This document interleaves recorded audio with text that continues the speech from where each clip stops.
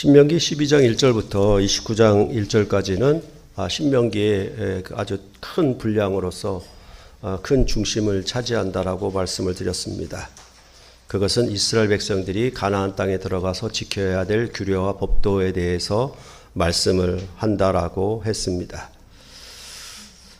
그랬을 때 그냥 여호와 하나님이 명령하셨고 여호와 하나님이 말씀하셨으니까 그 명령과 규례를 지키면 된다라는 그런 의미가 아니라 이스라엘 백성이 가나안 땅에 들어가서 그 규례와 법도를 행하는 것은 아모리 족속 곧 가나안 땅의 여러 민족들의 죄악을 심판하려 하시는 것이 그 목적이라고 하는 것을 우리가 지난 시간에도 말씀을 드렸습니다. 그랬을 때 그 심판한다라고 하는 의미는 그들이 섬기는 이방신과의 그런 제사나 예배와 다르게 이제 이스라엘 백성은 여호와 하나님을 섬기는 것으로 그들을 심판한다라고 보시면 되겠습니다. 그 규례와 법도는 우리가 산상수훈에서 본 것처럼 그 의로운 삶은 경건 플러스 3 이렇게 되어 있는 것처럼 신명기도 그런 구조로 되어 있습니다. 그래서 그 규례와 법도를 12장 1절부터 16장 17절까지는 예배에 관해서 얘기를 하고 있고 그 다음에 16장 18절부터 그 후반에는 이제 삶에 대해서 얘기를 하고 있는 것으로 그렇게 되어 있습니다. 그랬을 때 이스라엘 백성이 하나님을 예배하는 삶에 대해서는 가나안 민족들이 이방신을 섬기는 것과 달라야 된다라는 것이 그 주된 내용입니다.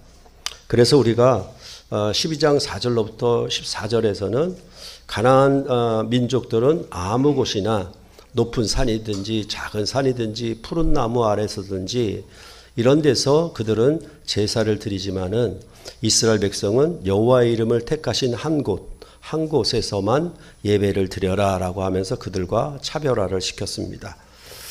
또 하나는 뭐냐 하면 이 이방 민족들이 이방 신을 섬기는 방식과 달라야 한다라고 그렇게 지난 시간에 말씀을 드렸습니다. 그리고 나서 오늘 이제 신명기 13장에서는 너희가 알지 못하던 다른 신을 섬기고자 하거든이라고 말하면서 이런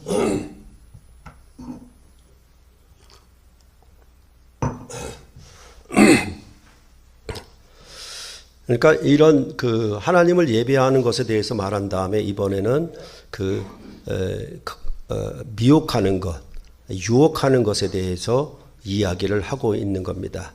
그러니까 이제 하나님 외에 다른 신을 섬기자라고 미혹하는 경우에 대하여 오늘 본문에서는 세 가지 케이스를 가지고 이야기를 하고 있다라고 보시면 되겠습니다. 그래서 오늘 설교 제목처럼 너희가 알지 못하던 다른 신들을 섬기고자 하거든이라고 어떤 경우에 또 이런 경우 저런 경우에 이렇게 할 때에 너희가 어떻게 해야 되느냐 이렇게 말씀을 하는 것으로 오늘 전체적인 내용이 그렇게 되어 있습니다. 그러니까 이런 것들은 이제 신을 섬기는 문제이고 예배하는 문제이고 그 다음에는 이제 또 뭐가 나오냐면 재물을 먹는 문제가 나올 거예요. 항상 이처럼 구약의 제사 예배는 먹는 것과 연결이 되어 있기 때문에 14장에 이제 이 먹음에 대해서 얘기가 계속 나오게 될 겁니다. 이런 일들은 하나님 앞에 충성하고 헌신하는 얘기, 그 다음에 이제 절기를 지키는 얘기까지 통틀어서 다 예배에 관한 부분으로 신명기는 말을 하고 있다고 보시면 되겠습니다. 그랬을 때 오늘 이 세 가지 경우가 있죠. 1절로부터 5절, 6절로부터 11절, 그리고 12절부터 18절 이렇게 세 부분으로 우리가 나누어 볼 수 있는데 거기 보면은 그러한 미혹이 거짓 선지자 하나로 시작해서 그 다음에 가족들, 친구 이렇게 확대되고 그 다음에 성읍 들까지 이렇게 크게 확장되는 것으로 우리가 볼 수가 있습니다. 그래서 이러한 미혹을 이겨낼 수 있는가 이것에 대해서 이야기를 하고 있는 거죠. 그러니까 우리가 산상수훈에서 말씀드렸던 것처럼 항상 서기관과 바리새인보다 더 나은 의에 대해서 말을 하면 그 다음에 거짓 선지자를 삼가라라는 내용이 반드시 이어지게 되어 있다라고 말씀드린 것과 같은 흐름으로 오늘 본문도 얘기하고 있다라는 것을 우리가 이해하시면 되겠습니다.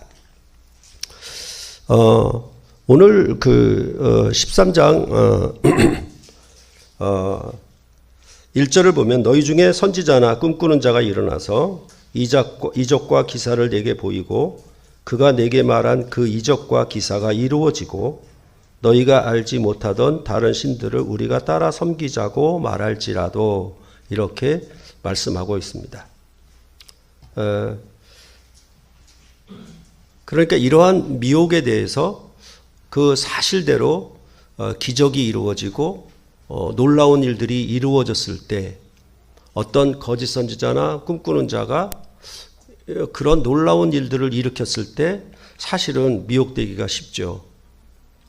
그 말이 사실인가 보다라고 그렇게 받아들이기 쉽게 되어 있는 것입니다. 그런 부분에 대해서 오늘 말씀을 할 때 이 전체적인 미혹에 대한 얘기는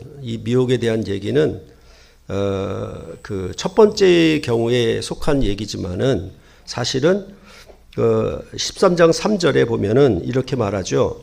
너는 그 선지자나 꿈꾸는 자의 말을 청종하지 말라. 이는 왜냐하면 너희 하나님 여호와께서 너희가 마음을 다하고 뜻을 다하여 너희 하나님 여호와를 사랑하는 여부를 알려하사 너희를 시험하심이니라. 이렇게 말씀하고 있습니다.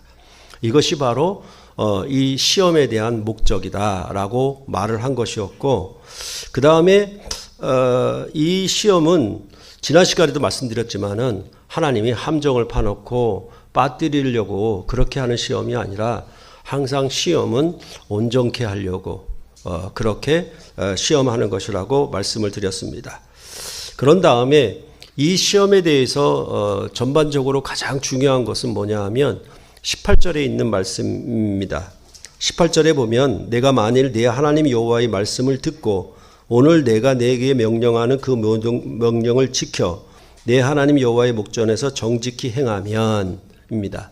그러니까 어떤 경우가 오더라도 하나님의 말씀을 지키는가, 언약의 말씀을 순종하는가, 거기에 가장 큰 그 시험을 이기는 비결이 있다라고 말씀을 하고 있는 것입니다. 그러니까 하나님이 이렇게 시험하심은 너희가 하나님을 사랑하는 여부를 알려 하심인데, 그 하나님을 사랑하는 여부는 어떻게 마음과 뜻을 다해서 사랑하는 것인데, 그것은 무엇이냐면 하나님과 그 백성 사이의 언약을 지키는 것이다 라고 그렇게 오늘 전체적인 과정에서 우리가 이야기를 한다라고 보시면 되겠습니다. 그러면 첫 번째 경우를 한번 보겠습니다. 거짓 선지자나 꿈꾸는 자로부터 받는 유혹은 무엇이냐? 1절과 2절에 나오죠. 너희 중에 선지자나 꿈꾸는 자가 일어나서 이적과 기사를 내게 보이고 그가 내게 말한 그 이적과 기사가 이루어지고 라는 것입니다. 거짓 선지자나 꿈을 꾸는 자가 말한 이적과 기사가 사실대로 이루어지는데 넘어가지 않을 경우가 별로 없지요. 어떻게 봐서는.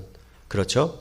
그러니까 요즘에도 뭐냐 하면 무당이나 점쟁이가 나의 과거의 어떤 한 자락이라도 맞추게 된다라고 하면 깜짝 놀라게 되죠.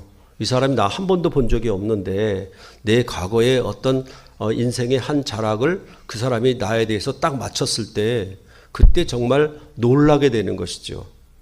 그러면 그 다음으로 이어지는 게 뭐냐 하면 이 점쟁이나 무당은 정말로 영험이 있다. 신령하구나. 그래서 그의 말을 귀담아 들어야지라는 생각이 가게 되는 것이고, 그 사람이 이제 나의 미래에 대해서 너는 몇 살 어느 때에 무슨 일이 올 거야 라고 얘기하면 그거를 곧대로 믿게 되는 것입니다. 그러니까 이런 일들은 이 무당이나 점쟁이뿐만 아니라 교회 안에 목사도 이 짓을 많이 하거든요. 그러니까 그런 목사의 이런 짓에 대하여 성도들은 꼬박 넘어가게 되어 있습니다. 그죠? 그런 부분들을 우리가 이해를 하신다면 이 첫 번째 경우를 우리가 잘 알 수가 있을 것입니다. 그럴 경우 이스라엘 백성은 어떻게 해야 하는가?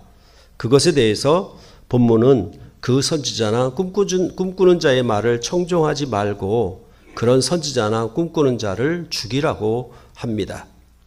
그 이유에 대해서 12장 5절에 말을 하는데 그런 선지자나 꿈꾸는 자는 죽이라. 이는 그가 너희에게 너희를 애굽 땅에서 인도하여 내시며 종되었던 집에서 속량하신 너희 하나님 여호와를 배반하게 하려 하여며 너희의 하나님 여호와께서 내게 행하라 명령하신 도에서 너를 꿰어내려고 말하였음이라 라고 말을 하고 있는 것입니다. 그러니까 이런 거짓 선지자나 꿈꾸는 자가 하려고 하는 건 뭐냐 하면 이스라엘 백성이 애굽에서 나와서 시내산에서 여호와 하나님과 언약을 맺어서 이스라엘은 여호와 하나님의 백성이 되고 하나님은 이스라엘의 하나님이 되고 한 그런 관계, 그런 언약 관계를 배반하게 하려고, 그 관계를 깨뜨리려고 이러한 거짓 선지자나 꿈꾸는 자가 등장해서 너희로 하여금 미혹하게 하여 넘어지게 할 것이다. 그렇기 때문에 그런 자는 죽여버려라. 이렇게 말을 하고 있는 것입니다. 그래서 그 13장 5절에 말하는 것처럼 너희를 그 언약에서 떠나게 하려 하는 것이기 때문에 너희는 그 악을 제거해야 된다라고 말씀하고 있습니다. 그렇기 때문에 이스라엘 백성은 가나안 땅을 정복할 때 가나안 족속을 한 명도 남겨두지 말아야 하는 것입니다. 그걸 남겨두게 되면 그들이 새로운 화근이 되고 옆구리에 가시가 되어서 너희를 미혹하고 계속 괴롭힐 것이다 라고 그렇게 구약은 말해 주었던 것입니다. 두 번째로는 뭐냐 하면 가족이나 친구로부터 받는 유혹입니다. 그래서 13장 6절로부터 7절에 보면 내 어머니의 아들 곧 내 형제나 내 자녀나 내 품의 아내나 너와 생명을 함께하는 친구가 가만히 너를 깨어 이르기를 너와 내 조상들이 알지 못하던 다른 신들 곧 네 사방을 둘러싸고 있는 민족 혹 내게서 가깝든지 내게서 멀든지 땅 이 끝에서 저 끝까지에 있는 민족의 신들을 우리가 가서 섬기자 할지라도 라고 꾀이는 것입니다. 그러니까 미혹을 당하는 데 있어서 또 하나 그 미혹을 이기기가 어려운 것이 뭐냐 하면 가족 관계입니다. 가족 관계이고 또한 생명을 함께하는 친구라 그랬으니까 엄청 가까운 사이죠. 그 엄청 가까운 사이가 가만히 꿰는 것입니다. 가만히 꿰는 것이거든요. 그것에 대해서 참으로 물리치기가 매우 어렵죠. 그런 부분들을 이제 두 번째에서 얘기를 합니다. 그런 사람들이 이 끝에 있든지 저 끝에 있든지 우리가 알지 못하던 다른 신들을 가서 섬기자 이렇게 얘기할 때, 그래서 내 품의 아내나 너희 형제들이나 친족 그리고 너와 가장 가까운 친구가 이렇게 너를 미혹할 거야. 그럴 경우 어떻게 하겠느냐에 대해서 이제 두 번째 경우로 말을 하고 있는 것입니다. 그러니까 지금도 그런 상황이 있죠. 만약에 전체 그 나라가 이슬람 국가이다. 또한 전체 그 나라가 힌두교 국가이다라고 했을 때 거기서 기독교를 믿는 그리스도인들은 참으로 어렵죠. 그렇죠? 둘러싸인 모든 사람들이 그리고 믿지 않는 가정에서 예수를 처음으로 믿기 시작했을 때 온 가족은 불신자인데 자기 혼자 믿기가 굉장히 어렵죠. 그런 아주 가까운 이 인간 사회에 있어서 가장 가까운 사이에 있을 때 그 사람들이 너를 미혹할 수가 있다. 이렇게 두 가지 두 번째의 경우를 말을 하고 있는 것입니다.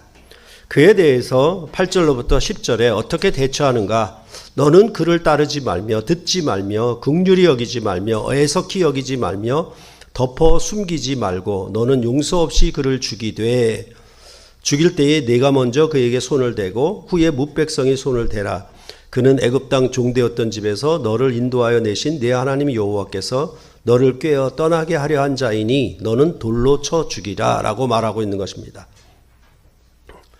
여기 보면은 이러한 가까운 관계에서 일어나는 미혹을 얼마나 이기기가 어려운지 따르지 말며 그의 말을 듣지 말라라고 하면서 그 거의 비슷한 말을 굉장히 많이 반복하죠. 긍휼히 여기지 말며 애석히 여기지도 말고 숨기지도 말고 용서 없이라는 말을 반복하고 있습니다. 그러니까 그만큼 이 가까운 가족 관계에서 가만히 꿰는 말을 거절하기가 그만큼 어려운 것을 오늘 본문에도 얘기를 합니다. 애석히 여기지도 말라, 긍휼히 여기지도 말라, 숨겨가지고 덮어두지도 말아라, 이런 식으로 반복하면서 거듭거듭 이야기를 말을 하고 있는 것입니다. 그러고 나서 또 그런 자를 심판할 때에도 그거를 다른 사람 손에 맡겨서 하기보다는 네가 먼저 손을 대어라, 이렇게 말씀하는 거예요. 그러니까 이것을 자기의 친족 관계인데도 불구하고 자기가 직접 그 심판하고 그것을 돌로 쳐 죽인다라고 하는 것은 너무나 어려운 거죠. 그런데도 불구하고 네가 먼저 손을 대고 그 다음에 다음 사람들이 손을 대도록 해라, 이렇게 얘기를 하고 있는 것입니다. 그러니까 이렇게 말하는 것 가운데는 정말 네가 먼저 손을 댄다라고 하는 것은 일벌백계를 보이라는 것이죠. 일번백계를 보이라는 얘기고, 그런 일에 대해서 굉장히 단호해야 된다는 것을 얘기를 하고 있는 것입니다. 아주 냉철해야 되고 아주 단호해야 한다는 것을 이 신명기 본문은 이야기를 하고 있는 것입니다. 그 다음 세 번째로는 이스라엘 백성이 거주하게 된 한 성읍에서 소문이 나는 경우입니다. 그 소문은 어떤 불량배가 일어나서 성읍 주민들을 유혹하는 경우입니다. 그러한 소문에 대해서 14절에 보면 너는 자세히 묻고 살펴보아서 이런 가증한 일이 너희 가운데 있다는 것이 확실한 사실로 드러나면이라고 말하고 있습니다. 그러니까 그런 소문이 사실인지 아닌지 먼저 확인해야 되는데 그냥 소문만 듣고 움직이는 사람들 너무 많이 있거든요. 그래서 남의 말만 듣고 그냥 움직이는 사람들이 너무나 많이 있는데 여기서 뭐라고 얘기하냐면 그 소문이 사실인가 먼저 자세히 살펴보아라. 그리고 그것이 확실하게 드러나게 되면 그 다음 태도를 취해라. 이렇게 말씀을 하고 있는 것입니다. 그래서 그것이 사실로 드러나면 성읍 주민과 가축들을 칼날로 질멸하고 그 성읍 주민에게서 빼앗거나 탈취한 물건들 전부를 불살라 버리라고 합니다. 결국 성읍 전체를 불사르라는 말입니다. 마치 소돔과 고모라 성처럼 그렇게 불태우라는 것입니다. 그리하여 그 성읍을 영구히 폐허가 되어 다시는 건축되지 아니하는 성읍으로, 완전히 멸망시키는 성읍으로 만들라고 말씀하고 있는 것입니다. 더군다나 그 성읍에 가지고 있는 물건들 중 하나라도 너 손을 대지 말아라. 그것을 조금이라도 네가 취할 것으로 여기지 말아라. 하나라도 네가 그것을 가질 물건이라고 여기지 말고 다 불태워버려라 라고 말씀하고 있는 것입니다. 그러니까 이런 것들은 우리가 그 사울 왕이 아각 왕을 진멸하고 그 전리품을 취할 때 좋지 않은 것은 다 불태워 버려버리고 아주 귀중한 물건만 취한 것에서도 사울 왕이 얼마나 이 신명기의 말씀을 어겼는가를 우리로 알게 하는 것입니다. 그래서 만약 너희가 하나님이 이렇게 그 성읍에 대한 하나님의 심판을 너희가 행하게 되면 너희는 하나님의 진노를 면하게 될 것이고 하나님이 너에게 복을 주어 번성하게 하실 것이다 라고 그렇게 말씀을 하신 것입니다.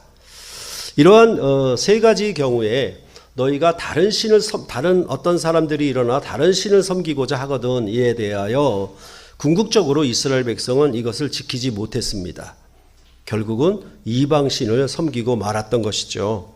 그래서 예레미야 23장에 보면은 북이스라엘의 사마리아 성읍, 우리나라 같으면 저 평양, 그리고 남유다의 예루살렘, 우리나라 같으면 여기 서울, 이렇게 남한의 서울과 같은 그렇게 둘로 나뉘어 있을 때 이 북쪽의 사마리아 성이나 남쪽의 예루살렘 성이나 거짓 선지자들이 가득했다라고 말하고 있습니다. 그들은 여호와 하나님의 이름으로 자신들이 꿈을 꾸었다고 말을 한 것입니다. 하나님이 나에게 환상을 보여줬어. 하나님이 나에게 꿈을 꾸었어. 라고 그렇게 거짓 선지자들이 말을 하였던 것입니다. 그렇게 거짓 선지자들이 꿈을 통해서 말하려고 하는 것은 뭐냐 하면 여호와 하나님의 말씀을 잊어버리게 하려고. 그러니까 무슨 말인가 하면 여호와 하나님이 주신 언약의 말씀보다 꿈에 들리는 말씀이 더 위에 가게 되죠. 그렇게 해서 하나님과의 맺은 언약을 잊어버리게 만들고 꿈에서 들은 것이 더 높고 더 확실한 하나님의 말씀인 것처럼 듣게 만드는 것이죠. 그에 대하여 예레미야 선지자는 다음과 같이 말을 합니다. 예레미야 23장 28절에 여호와의 말씀이니라 꿈을 꾼 선지자는 꿈을 말할 것이요 내 말을 받은 자는 성실함으로 내 말을 말할 것이다. 꿈을 꾼 자는 꿈에 대해서 말할 거야. 그렇지만 내 말을 받은 자는 내 말을 하게 될 거야. 이렇게 말을 하고 있는 것입니다. 이 말은 뭡니까? 그건 꿈이야. 나하고 언약한 말씀이 아니야. 라고 그렇게 말을 하고 있는 것입니다. 그러니까 꿈에서 한 말이 중요하느냐 아니면 나와 언약을 맺은 말이 더 중요하냐 이 얘기를 하고 있는데 많은 성도들이 현대에도 그렇습니다. 누가 꿈을 꿔서 하나님이 나에게 말씀하셨다 그러면 그 말씀은 꼭 기억합니다. 그런데 성경 말씀은 몰라요. 그러니까 자기 삶의 지표가 어디로 가고 있냐면 꿈을 꾼 것대로 가요. 그게 미혹하는 영인지는 몰라요. 그렇게 만들어 놓습니다. 그렇게 해서 어떻게 하냐면 꿈의 소리는 들을 때 하나님의 말씀은 멀리하게 만드는 것이죠. 그래서 예레미야 선지자가 말하는 것처럼 여호와의 말씀이니라 꿈을 꾼 선지자는 꿈을 말할 것이고 내 말을 받은 자는 성실함으로 내 말을 말할 것이다. 겨가 어찌 알곡과 같겠느냐. 그렇죠? 바람에 그냥 날려가는 겨가 어떻게 그 알곡과 같겠느냐. 그런 식으로 꿈의 말과 언약의 말씀을 비교하는 겁니다. 꿈의 말은 그건 겨에 불과해. 그리고 여호와의 말씀은 알곡이야. 이렇게 말씀을 하고 있는 것입니다. 그러니까 여기서 하는 말도 그거죠. 한마디로 꿈의 음성이 중요하냐? 꿈에 본 것이 중요하냐? 하나님과의 언약의 말씀이 중요하냐? 그것에 대해서 분명하게 갖고 있어야 된다는 것. 그래야만 이런 거짓 선지자의 미혹에 넘어가지 않는다라고 말을 하고 있는 것입니다. 이스라엘의 패망은 솔로몬이 이방 여인들을 자기 아내들로 취함이 원인이었습니다. 그러니까 이제 두 번째 케이스가 또 해당이 되겠죠. 대표적으로 아합 왕의 이세벨의 경우입니다. 아합 왕의 왕비인 이세벨, 이 이방 여인이었거든요. 이 이방 여인이 왕비로 들어와서 바알과 아세라 우상을 수입을 해서 그렇게 온 이스라엘을 바알과 아세라의 나라로 만들어버린 것입니다. 그래서 열왕기상 21장 25절 26절에 보면 예로부터 아합과 같이 그 자신을 팔아 여호와 앞에서 악을 행한 자가 없음은 그를 그의 아내 이세벨이 충동하였습니다. 그러니까 이게 가만히 꿰는 것처럼 이게 남편과 아내 사이에서 아내가 충동하는 것이 굉장히 무섭거든요. 그렇죠? 여기 남편들 다 알겠거니와 그죠? 아내가 충동하는 것이 제일 무서워요. 사실은. 그러니까 이 아합 왕에게 있어서도 이세벨 왕비가 충동하는 것이 이 아합 왕을 완전히 그르치게 만들었다라는 얘기가 되겠죠. 그가 뭐라고 충동했냐면 그가 여호와께서 이스라엘 자손 앞에서 쫓아내신 아모리 사람의 모든 행함같이 우상에게 복종하여 심히 가증하게 행하였음이라 라고 말하고 있습니다. 그러니까 이 이세벨 왕비가 충동한 것은 뭐냐 하면 여호와 하나님을 버리고 그 왕비가 섬겼던 신을 섬기도록 충동한 것이었죠. 그리하여 온 이스라엘이 우상의 나라가 되고 말았습니다. 바로 이때에 엘리야 선지자는 바알과 아세라 선지자들과 갈멜산에서 싸워서 그들을 다 850명을 죽여버렸다라고 열왕기서는 이야기를 하고 있는 것입니다. 또 하나 케이스는 이제 불량배, 그러니까 좀 잡배거든요. 시정 잡배 같은 건데 성읍에서 이런 잡배 같은 경우가 소문을 일으키는 경우는 그래도 좀 힘이 있는 사람이에요. 그렇죠? 그러니까 마치 뭐 골목 상권을 쥐고 있는 골목의 어떤 깡패처럼 이런 시정 잡배와 같이 불량배가 일어나서 소문을 퍼뜨리는 거거든요. 그런 거에 대해서 우리가 좀 비슷하게 본다라고 하면 열왕기하 21장 11절에 유다 왕 므낫세가 이 가증한 일과 악을 행함이 그 전에 있던 아모리 사람들의 행위보다 더욱 심하였고 또 그들의 우상으로 유다를 범죄하게 만들었도다. 그러니까 이게 선한 왕인 히스기야가 아버지인데 그 아들 므낫세 왕 때 와가지고 완전히 나라가 바뀝니다. 히스기야 왕은 모든 산당들과 우상들을 철폐했는데 므낫세 왕은 왕이 되자마자 모든 산당들을 다시 세웠습니다. 우상의 나라가 되게 만들었죠. 그래서 아합 왕이 행했던 것처럼 바알과 아세라 제단을 만들고 하늘에 1월 성신을 예배했다, 경배했다라고 말하고 있는 것입니다. 그런데 이런 므낫세 왕의 폐악은 정말 가증할 정도로 뭐냐 하면 하나님이 이스라엘 백성을 애굽에서 끌어내서 아모리 족속의 죄악을 심판하는 것이었잖아요. 그런데 이 므낫세 왕 때에는 그 아모리 족속이 이방신을 섬기는 것보다 더 극렬하게 섬겼던 거예요. 그러니까 하나님이 더 심하게 분노를 일으킨 것이죠. 경노하게 만든 것이죠. 그래서 그 후에 요시야 왕이라고 하는 이스라엘 나라의 중흥을 이끌었던 왕이 왔는데 그 왕이 정말 전무후무한 좋은 왕이었어요. 율법대로, 모세의 율법대로 다 지켜 행하던 그런 왕이었는데 이 요시야 왕이 아무리 하나님 앞에 잘해도 하나님의 경노를 돌이킬 수가 없었다라고 말합니다. 그 므낫세 왕이 얼마나 심하게 하나님을 대적했는지에 대하여 그렇게 열왕기하 23장 26절에 보면 그러나 여호와께서 유다를 향하여 내리신 그 크게 타오른 진노를 돌이키지 아니하셨으니 이는 므낫세가 여호와를 경노하게 한 그 모든 경노 때문이라. 이 요시야 왕이 아무리 잘해도 여호와 하나님이 므낫세 왕이 행한 그 일에 대하여 경노함을 끌 수가 없었다라고 열왕기서는 말해주고 있는 것입니다. 여러분이 아시는 것처럼 이렇게 이스라엘은 이 신명기의 언약의 말씀을 지키지 못하고 결국 패망하고 말았습니다.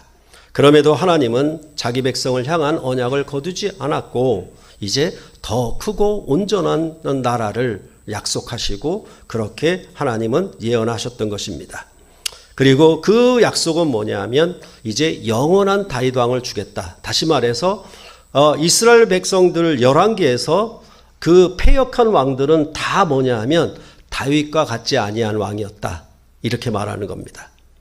그런데 이제 돌아올 약속을 주면서 영원한 다윗 왕을 너에게 보낼 것이다 라고 약속하셨고 그 다음에 화평한 언약을 주는데 이것은 영영한 언약이다. 이제 더 이상 깨뜨려지지 않는 영영한 언약을 주게 될 것이다 라고 약속하셨고 또한 영원히 성소로서 하나님이 함께하여 그 백성을 떠나는 일이 없도록 그렇게 함께 하시겠다고 에스겔서 37장에 약속해 준 것입니다. 이러한 새 출애굽을 통한 메시아 나라의 왕으로 다윗의 자손인 예수 그리스도께서 이 땅에 오셨고 죄와 죽음을 이기는 영원한 생명의 새 언약을 주셨다라고 신약은 말씀하고 있는 것입니다. 그리고 죄와 죽음을 이기시고 부활하신 그의 몸으로 새 성전을 건축하셨다라고 복음서는 이야기해 준 것입니다. 이것은 모두가 뭐냐 하면 하나님 아버지께서 세상을 사랑하심이었다라고 말을 하고 있습니다. 그 사랑하심은 어느 정도의 사랑하심이었느냐라고 하면 독생자를 아끼지 아니하고 자기 아들 독생자를 아끼지 아니하고 세상을 사랑하셨다라고 요한복음은 말해 주온 것입니다. 그것도 죄인인 자들, 야만인이었고 이방인인 우리까지라도 하나님은 이 독자 예수 그리스도를 주심으로 말미암아 사랑하셨다라고 말씀하신 것입니다. 이러한 사랑은 하나님이 이전 역사에서 구약 역사에서 없었던 이제 새로운 하나님의 온전하신 사랑을 하나님은 자기 아들을 아끼지 않고 내어주심으로 사랑하셨다라고 말씀하고 있는 것입니다. 다시 말해서 구약의 히브리 민족 이스라엘 백성의 그 개념은 자기 아들을 내주는 것은 자기를 주는 거예요. 자기 아들을 독자를 내어줬다는 얘기는 자기 자신을 전부 내어줬다는 얘기입니다. 그만큼 하나님은 죄인을 위해서 자기 자신 전부를 주어서 사랑했다라는 얘기가 신약 백성에게 향한 하나님의 새로운 사랑이라고 말씀을 하고 있는 것입니다. 그래서 예수님은 서기관 중 한 사람이 최고의 계명이 뭐냐고 물어봤을 때 예수님은 이렇게 대답하셨죠. 이스라엘아 들으라, 주 곧 우리 하나님은 유일한 주시라. 내 마음을 다하고 목숨을 다하고 뜻을 다하고 힘을 다하여 주 너의 하나님을 사랑하라 하신 것이요 라고 하면서 신명기 6장의 말씀을 그대로 인용한 것입니다. 이렇게 하나님을 사랑하는 것, 그렇죠? 그것이 하나님을 섬기는 것이라고 말을 했던 것입니다. 그리고 신약 백성인 교회에도 이제 이 신명기가 말한 것처럼 이러한 시험이 있을 것임을 거듭거듭 경고하고 있습니다. 그것은 예수님조차 요단강에서 세례를 받으신 후에 마귀에게 40일 동안 금식하시며 시험을 받으신 사건에서도 잘 나타내주고 있습니다. 그 시험도 세 가지 시험이었고, 첫 번째는 떡에 대한 것, 먹는 거에 대한 문제, 빵에 대한 문제. 두 번째는 성전 꼭대기에서 뛰어내려도 다치지 아니하는 것, 놀라운 능력, 어떤 신기한 권능, 그것에 대해서 시험하였고, 세 번째는 이제 모든 천하만국의 영광을 너에게 다 줄 테니 사탄에게 마귀에게 경배하라 그랬는 그 세 가지 시험입니다. 그것에 대해서 예수님은 한결같이 이기는 것이 뭐냐 하면 서로 맞상대해가지고 네가 빵을 얘기하면 나도 빵으로 이기고, 그 다음에 성전 꼭대기에서 뛰어내리는 그것을 새로운 능력을 보여서 이기고, 또한 마귀에게 경배하는 것을 새로운 것을 경배함을 이기는 게 아니라 이 세 가지 시험 다 공통점으로 이기는 거 뭐냐 하면 하나님이 기록된 말씀으로 이기는 겁니다.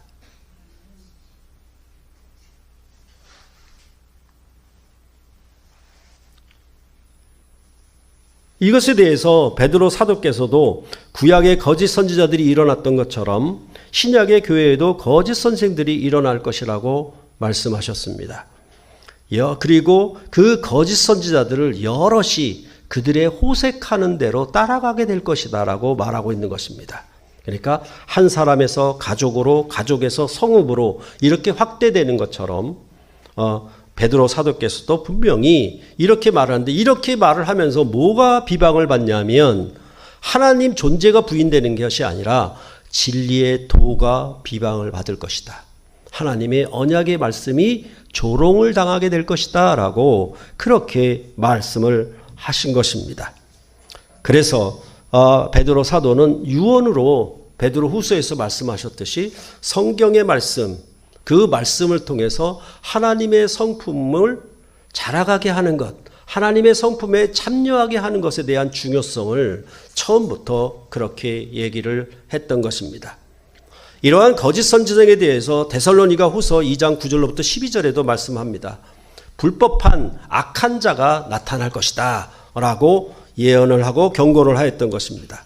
그때 보면은 악한 자의 나타남은 사탄의 활동을 따라 모든 능력과 표적과 거짓 기적과 불의의 모든 속임으로 멸망하는 자들에게 있으리니 이는 그들이 진리의 사랑을 받지 아니하여 구원함을 받지 못함이라. 이러므로 하나님이 미혹의 역사를 그들에게 보내사 거짓 것을 믿게 하심은 진리를 믿지 않고 불의를 좋아하는 모든 자들로 하여금 심판을 받게 하려 함이라 라고 말씀하고 있는 것입니다. 그러니까 이 거짓 선생들이 하려고 하는 주된 목적이 뭐냐 하면 진리의 도를 받지 않게 하는 거예요. 그러니까 교회는 열심히 다니는데, 열심히 종교 생활을 하는데 성경은 멀어요. 하나님의 말씀은 멀게 되는 거예요. 그러니까 뭐냐 하면 진리의 사랑을 받질 못해요. 그러니까 어떤 종교적인 친목단체나 어떤 봉사하고 뭐 교회가 이런저런 선한 일을 하는 데에는 열심입니다. 그런데 하나님의 말씀은 다가오질 않아요. 왜 그러냐 하면 거짓 것을 믿게 하셔서 그들은 불의를 사랑하고 진리를 사랑하지 아니하는 증거가 되게 하는 겁니다. 그래서 제가 일제도 말씀드렸잖아요. 제가 모교에서 어릴 때부터 청년 시절까지 교회를 위해서 열심히 봉사했는데 그 모든 것들이 다 허사였다고. 전부 뭐냐 하면 프로그램, 행사 이런 것들에 내 모든 마음과 생각을 다 집중해서 했는데 나중에 돌아보니까 남는 게 없더라. 그렇게 열심히 했던 동료들이나 선후배가 전부 교회를 떠나고 없더라. 왜 그랬겠는가? 그들은 진리의 사랑을 받지를 않는 거예요. 그러니까 예를 들어보면 뭐냐 하면 똑같은 거잖아요. 뭐냐 하면 내가 배우자를 선택할 때 그가 가진 주변의 것들을 내가 좋아하는 거예요. 근데 그 배우자가 나를 사랑하는 것에 대해서는 관심이 없어. 그가 가진 주변의 것들만 내가 좋아.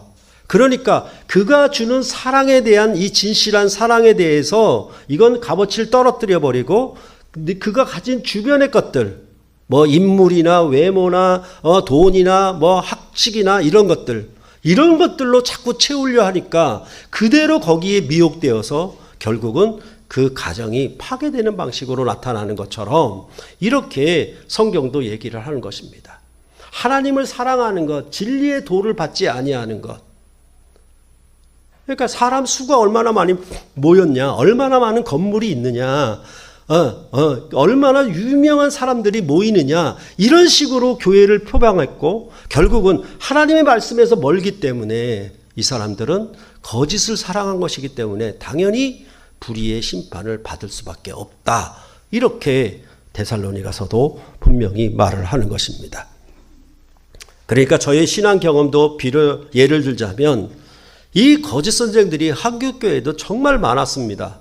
지금도 많고요. 항상 거짓 선지자는 구약에도 있었고 거짓 선생들은 지금도 있을 것입니다. 마지막이 가까우면 가까울수록 이들은 더욱더 극악하게 발악을 하게 될 것입니다. 그래서 예전에도 중학교 때에도 교회를 다니면 뭐 손수건을 이렇게 흔들면 앞에 있는 사람들이 다 넘어져요. 그러면 중학생의 마음에 얼마나 놀라겠습니까? 제 마음에. 와, 이제 드디어 하나님 살아계시는 걸 느끼죠. 그렇지 않겠습니까? 네, 그런 놀라운 일과 기적과 이사가 사실대로 이루어지거든요. 바울이 손수건을 던질 때 사람들이 그렇게 됐거든. 그러니까 자기도 그렇게 던지니까 사람이 되니까 자기 스스로 어떻게 하느냐? 나는 사도 바울과 같은 그런 위대한 종이라는 생각이 들고 그 밑에 모이는 성도들은 다 그것을 보고 놀라고 기적처럼 여기게 되고 그 앞에 굴복하게 되는 것이죠. 대신에 뭐냐 하면 하나님의 말씀은 몰라요. 뭐가 본질인지 그것을 모르는 것입니다. 또한 예수님도 분명히 경고하셨습니다. 예수님은 이 세상에 화평을 주러 온 것이 아니라 검을 주러 왔다라고 말씀하고 있습니다. 내가 온 것은 사람이 그 아버지와 딸이 어머니와 며느리가 시어머니와 불화하게 하려 함이니 사람의 원수가 자기 집안 식구리라. 아버지나 어머니를 나보다 더 사랑하는 자는 내게 합당하지 아니하니라. 그러니까 교회를 다니면서 자기 가족보다 만약에 교회를 더 사랑했다 그러면 다 미친 사람이라 그러죠. 광신자라 그러죠. 그건 잘 모르는 소리예요. 부모가 자녀가 친족이 우리가 사랑하고 섬기는 것은 어디까지나 이 인생에서의 삶, 죽음 아래서의 삶 동안에 사랑하는 걸로 끝나는 거예요. 하나님이 자기 영광을 버리고 죄인을 위하여 이 땅에 오셔서 죄인을 위하여 그를 사랑하심으로 그를 십자가에 내어주시는 하나님의 사랑을 나타내고 우리를 영원한 생명에 이르게 하는 사랑은 없었어요. 그러니까 사랑을 준 것만큼 사랑을 요구하게 돼 있는 거예요. 항상. 그럴 때 어머니가 자녀를 사랑하고 자녀가 어머니를 사랑하고 형제들이 사랑하는 것은 이 세상 안에 있는 사랑이에요. 죽음이 되면 다 끝나버려요. 그러나 하나님의 사랑은 내가 너를 사랑하면 너희가 나를 알지 못할 때 너희가 나에게 대해 죄인이었을 때도 불구하고 하나님은 기약대로 아들을 약속대로 내어주셔서 너희를 영생의 영원한 언약에 이르게 하는 그리스도의 사랑에서 끊어질 수 없는 사랑을 주었다. 그것을 알게 되기 때문에 뭐냐 하면 예수님 말씀한 것 자기 집안 식구가 원수가 되는 거예요. 마치 아합왕의 왕비 이세벨이 아합왕을 충동하는 것처럼 그렇게 되어 있는 겁니다. 그래서 예수님은 새로 가족 공동체를 말씀하신 거예요. 만약에 내 가족보다 하나님을 더 사랑하지 않는다면 하나님께 합당하지 아니었다. 그것은 하나님이 그리스도 안에 주신 사랑을 받지 않는 거다. 그 진리의 사랑을 받지 못한 거다라고 말을 하고 있는 것입니다. 그러니까 자기 십자가를 지고 나를 따르지 않는 자도 내게 합당하지 아니하리라고 말씀을 붙인 거는 뭐냐 하면 우리가 이거 마가복음에서 배웠듯이 이 말씀은 뭡니까? 새 언약의 가르침을 따라가는 거거든요.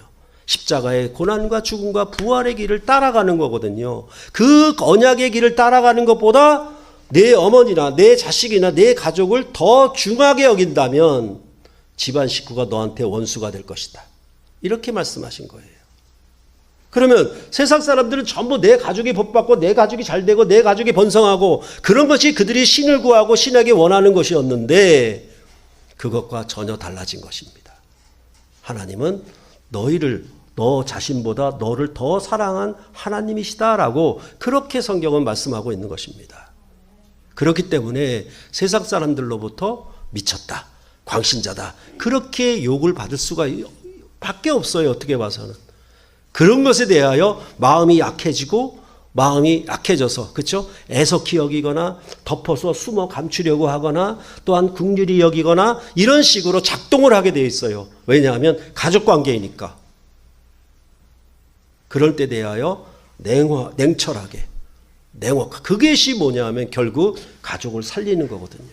영원한 생명으로 살리는 거거든요.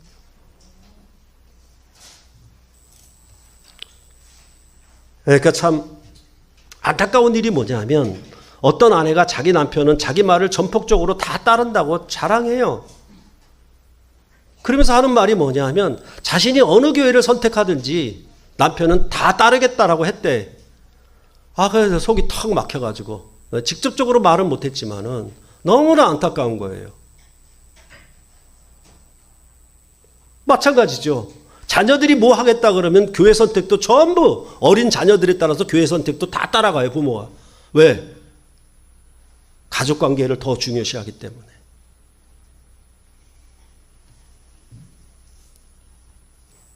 이렇게 얘기하는 것은 복음을 수도 없이 들어도 뭐냐 하면 진리의 사랑을 받지 못한 거예요. 하나님의 말씀의 사랑을 못 받은 거예요.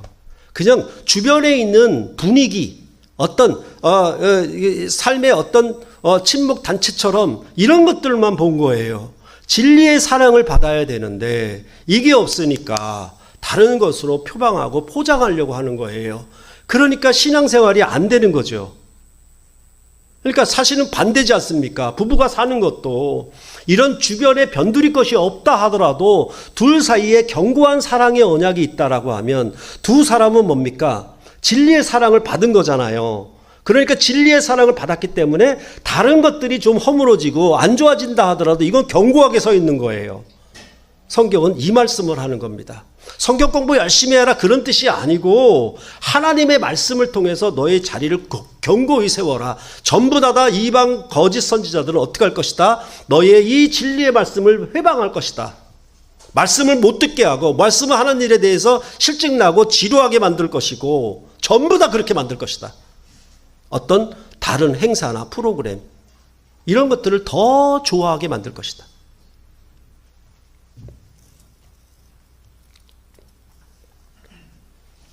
교회가 정말 어리석은 거는 소문에 휘달리는 거예요. 누가 뭐라고 한마디 말이 나오면 그게 급속히 온 성읍, 온 교회에 다 퍼져버려요. 그리고 그것에 대해서 사실 여부를 확인하지도 않아요.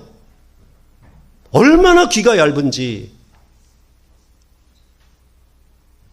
신중하고 신중해서 그 듣는 말이 사실인가 확인을 해야 된대.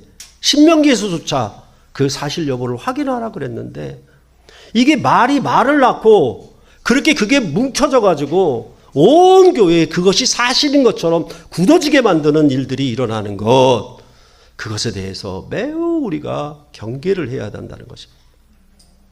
매우 경계를 해야 돼요. 그게 전부 뭐냐 하면 사탄의 역사이기 때문입니다. 거짓 선생의 역사가 그런 방식으로 나타나는.